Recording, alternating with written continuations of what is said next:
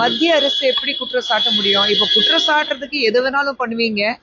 பராசக்தி நீங்க அப்படி பாத்தீங்கன்னா முதல்ல யோசிச்சு பார்க்கணும். ரெட் ஜாயிண்ட் ரிலீஸ் இருக்கு. மத்திய அரசு தடையிடணும்னா ரெட் ஜாயிண்ட்க்கு தடையிடணும். அவங்கதான் நாங்க எதிரியா பாக்குறோம் திமுகவை. அப்போ சொல்றவங்க அது யார் இருந்தாலும் கொஞ்சம் மண்டையில இருக்கிற மசாலாவை யூஸ் பண்ண மாட்டாங்களா? ரெட் ஜாயிண்ட் எல்லாமே பேசிட்டு நீங்க ரெட் ஜாயிண்ட்க்கு எதிராக ஓகே அவங்களுக்கு சாதகமா நாங்க படத்தை ரிலீஸ் பண்ணி தர முடியுமா? இதெல்லாம் மத்திய அரசுன்னா எல்லாம் இன்னைக்கு ஒரு குழந்தை அழுதாலும் அதுக்கு காரணம் என்னன்னு பசிக்குதுன்னு பாக்குறது இல்ல. மத்திய அரசு தான் காரணம், மோடி தான் காரணம். குழந்தை அழுதுக்கு மோடி தான் காரணம் சொல்றவங்களே நான் என்னத்தான் சொல்றதுன்னு எனக்கு புரியலீங்க. அதே நேரத்துல நீங்க ஒரு ஆக்ட்ரஸா இருக்க சொல்ல ஒரு உச்சப்பட்ட நடிகருடைய கடைசி படம் அப்படின்னு சொல்லியிருக்காங்க. வெளிவராத சூழ்நிலையில ஒரு ஆக்ட்ரஸா நீங்க as an actorங்கிறது வேற. ஆனா நான் எல்லா நான் ஒரு தயாரிப்பாளரும் சேர்ந்து ஒரு ரூல், சிபிஎஃப்சி ரூல் ஃபர்ஸ்ட் என்ன இருக்கு, படத்துடைய எல்லா சர்டிபிகேட்ஸ் ஆந்திர உங்க கைக்கு வந்ததுக்கு அப்புறம் தான் நீங்க படத்துடைய ரிலீஸ் டேட்டே அனௌன்ஸ் பண்ணணும். அதுதான் பேசிக் ரூல். எந்த ப்ரொடியூசர் அந்த ரூல் ஃபாலோ பண்றாங்க சொல்லுங்க? அப்போ ரிலீஸ் நேரத்துல எங்களுக்கு சிபிஎஃப்சி வரல, ரிவைசிங் கமிட்டிக்கு போச்சு, இதுக்கு இதுதான் காரணம் அதுதான் காரணம் சொல்லிட்டு இருக்கிறது. Simple rule. உங்களுடைய படம் நீங்க ரிலீஸ் பண்றீங்கன்னா இது நான் நடிகர் மேல தவறுன்னு நான் சொல்ல மாட்டேன், நான் ப்ரொடியூசர் சொல்றேன். ஒரு ப்ரொடியூசருங்கிறது முறையில நான் சொல்றேன். ஃபர்ஸ்ட் ரூலே உங்களுக்கு சாந்திர வந்ததுக்கு அப்புறம் தான் நீங்க படத்தை டேட்டே அனௌன்ஸ் பண்ணணும். ஆனா நீங்க ஏன் அதை வராமலேயே நீங்க டேட் அனௌன்ஸ் பண்ணிடுறீங்க? அப்புறம் நீங்க சிபிஎஃப்சி பிளேம் பண்ணாதீங்க. கிறிஸ்துமஸ் இருந்தது, நியூ இயர் இருந்தது, எல்லாமே கவர்மெண்ட் ஹாலிடேஸ் இருக்கு. 24 மணி நேரம் உங்களுக்கு எல்லா வேலையை விட்டுட்டு அவங்க வேலையை செஞ்சுட்டே இருக்கணுமா? படம் ரிலீஸ் ஆகல. நான் ஒரு விஜய் ரசிகையா சொல்லும் போது வருத்தம் தான். என் குழந்தை ஒரு மிகப்பெரிய விஜய் ஃபேனு, அது எல்லாருக்கும் தெரியும். அவளுடைய உலகமே பாத்தீங்கன்னா ரஜினி சாரும் விஜயும் மணிரத்னம் சாரும், இதுதான் அவளுடைய உலகமே அவ நினைச்சிட்டு இருக்கா. அப்படி இருக்கும்போது விஜய் சார் படம் வரலன்னா அவ ரொம்ப வருத்தப்பட்ட. ஒரு ஃபேனா நானும் வருத்தப்பட்டேன்.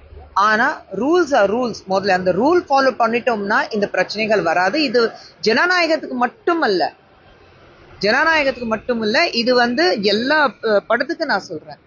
அண்ட் யார் இதுக்கு மத்திய அரசு தான் காரணம் சொல்லிக்கிறாங்களோ அவங்க கொஞ்சம் ஹோம்ஒர்க் பண்ணிட்டா, பிளேம் கேம் பண்றதுக்கு முன்னாடி கொஞ்சம் ஹோம்ஒர்க் பண்ணிட்டா, திசை திருப்பி மாற்றுறதை விட ஹோம்ஒர்க் பண்ணிட்டா பெட்டரா இருக்கும். கடைசி நேரத்துல தமிழக முதல்வரும் திமுகவினரும் காங்கிரஸரும் எல்லாரும் சேர்ந்து அதுதான் நான் சொன்னேன்.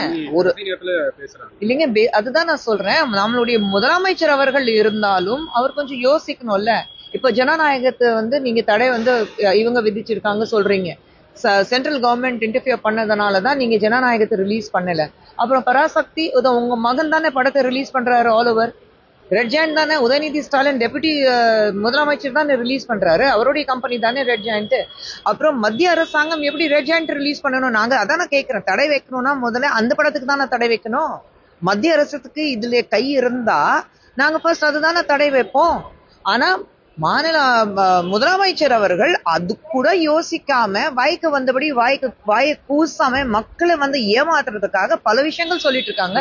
அந்த பல விஷயங்கள்ல இதுவும் ஒரு விஷயம் இருக்கு. இப்போ திமுகவினரும் முதல்வரும் மற்றவங்க எல்லாருமே சேர்ந்து இப்போ விஜய் இப்போ இடி ரெய்டு, சிபிஐ போல தணிக்கை குழுவும் சேர்த்திருக்காங்க அப்படின்னு சொல்லிட்டு இருக்காங்க. ரகுபதி சார் சரி, நான் திமுகவோட ஸ்போக்ஸ் பர்சன் கிடையாது. எந்த அளவுக்கு திமுக மக்களை ஏமாத்துவாங்கன்னு அது எல்லாருக்கும் தெரியும். கடந்த 5 வருடங்களாக மக்களை ஏமாத்துற வேலை மட்டும்தான் நடந்துட்டு இருக்கு. இதே ஆசிரியர்கள் போராட்டம் பண்ணும்போது அவங்கள பத்தி யோசிக்கல. இதே நம்மளுடைய தூய பணிகார வேலையை பார்த்தவங்க ஒரு போராட்டம் நடத்தும் போது அப்போ பார்க்கல. இதே பெண்களுக்கு 1000 ரூபாய் கொடுக்கப்படும்னா அப்போ தேர்தல் அறிக்கையில கொடுத்தாங்க, 6 மாதம் கொடுத்தாங்க. அதுக்கப்புறம் அதை பத்தி பேசவே இல்லை. இப்போ 6 மாதத்துக்கு முன்னாடி மீண்டும் ஆரம்பிச்சாங்க. இப்போ எலெக்ஷன் இதுக்கு முன்னாடி உங்களுக்கு பொங்கல் வரலையா, இதுக்கு முன்னாடி தீபாவளி வரலையா? ஆனா இந்த தேர்தல மட்டும்தான் ரேஷன் கார்டுக்கு 3000 ரூபாய் கொடுக்குறீங்க. போன தேர்தல் என்ன, போன பொங்கலுக்கு என்ன பண்ணீங்க? 3000 ரூபாய் கொடுத்தீங்களா? கொடுக்கல. அப்போ அவங்க ரேஷன் கடையில கார்டுல ரேஷன் வாங்கலையா மக்கள்? அப்போ பெண்களுக்கு பிரச்சனை வரலையா? அப்போ ஒரு குடும்பம் இருக்குன்னு அவருக்கு தோணலையா? இப்போ மட்டும் ஏன் அது தோணுது? எலெக்ஷன் நேரத்துல நீங்க 1000 போய் மறுபடியும் சொல்லி மக்கள் ஏமாத்துற வேலை பார்ப்பீங்க. சோ திமுக காரங்க இப்படி சொன்னாங்க. இல்ல காங்கிரஸ் காரங்க ஒரு ஊழலோட கூட்டணி தான் காங்கிரஸ் இருக்கு. சோ ஊழலோட கூட்டணியில இருக்கும் போது நீங்க கைகொத்தி நாங்க மக்கள் ஏமாத்துற வேலை மட்டும்தான் செஞ்சுட்டு இருந்தோம் இத்தனை வருடங்களாக, மீண்டும் அது மட்டும்தான் செய்வ சொல்லும் போது திமுகவும் காங்கிரஸ் என்ன சொல்றாங்களோ அதுக்கு ஆதரவே வாங்க கூடாது. ஏமாத்துறாங்கன்னு அர்த்தம். சிம்பிள். விஜய் வந்து சிபிஐ விசாரணைக்கு ஆஜர்படுத்தணும். அது அவர் தானே சிபிஐ விசாரணை கேட்டாரு. கரூர் பிரச்சனை வரும்போது முதல்ல சிபிஐ விசாரணை வேணும்னு சொன்னது யாரு? நாங்க கேட்டோமா? அவங்க வந்து முதல்ல சிபிஐ விசாரணை நடத்துங்க சொன்னது விஜய் அவர்கள் தானே. நீங்க தான் சிபிஐ விசாரணை கேட்டீங்க. சிபிஐ விசாரணை வந்திருக்கு, பார்த்துட்டு வரட்டுமே. அவர் மேல தவறு இல்ல. அப்போ அவரு வந்து என்ன சொன்னாரு? இது முழுக்க காரணம் திமுக அவர் சொன்னார்ல. அப்ப இன்னைக்கு திமுக காரங்களே உடனே விஜய் சப்போர்ட் பண்ணிட்டு ஜனநாயகம் ரிலீஸ் ஆகல, அதனாலதான் உடனே சப்போர்ட் பண்ணிட்டு இது வந்து சிபிஐ வந்து அவர் மேல ஆவி விடுறாங்க சென்ட்ரல் கவர்மெண்ட் சொல்றாரு. விஜய் அவர்கள் சிபிஐ விசாரணை கேட்டிருக்காரு. சிபிஐ விசாரணை நடக்குது, அவர் ஆஜராய் வருவாரு. அவ்வளவுதான். நீங்க வேற ஏதாவது இருந்தா கேளுங்க. விஜய் மட்டும் தான் நம்ம பேசிட்டு இருக்கோம். இல்ல அதுதான் அப்போ 5 வருஷமா மக்கள் வந்து படிக்கல. அதுதான் நான் கேக்குறேன். தேர்தல் நேரத்துல உங்களுக்கு பெண்களுக்கு 1000 ரூபாய் கொடுக்கணும், ரேஷன் கார்டுக்கு வந்து 3000 ரூபாய் கொடுக்கணும், லேப்டாப் கொடுக்கணும். ஏன் இதுக்கு முன்னாடி ஏன் கொடுக்கல? வந்த அன்னைக்கு ஏன் கொடுக்கல? வந்த 21ல வந்தீங்க ஆட்சிக்கு, அப்ப ஏன் கொடுக்கல? 2022ல கொடுத்தீங்களா? 23ல கொடுத்தீங்களா? 24ல கொடுத்தீங்களா? இப்போ மட்டும் ஏன் கொடுக்குறீங்க? ஏன்னா எலெக்ஷன் இருக்கு. எலெக்ஷன்ல மக்களுக்கு வந்து எப்படியாவது ஏமாத்தணும், அதனாலதான் இந்த மாதிரி பண்ணலான்னு ஒரு அந்த கேள்வி மட்டும் என்கிட்ட கேட்காதீங்க. எங்க கட்சி பொறுத்த வரைக்கும் கட்சி ஜெயிக்கணும். தனிப்பட்ட முறையில யார் ஜெயிக்கிறாங்கன்னா முக்கியம் கிடையாது. இல்லைங்க, அது நம்மளுடைய தலைவர்கள் தான் முடிவு பண்ணணும். நாங்க முடிவு பண்ண மாட்டோம். பிரதமர் வந்து தமிழகம் வரது உறுதி ஆயிருக்கு. சென்னை வரதுக்கு வாய்ப்பு இருக்கா? இல்ல வேற எங்க போறோம்? இல்ல, அது அங்கிருந்து டெல்லியில இருந்து எங்களுக்கு தகவல் வரும். அது பத்தி நான் இப்போ பேச முடியாதுங்க. தேங்க்யூ.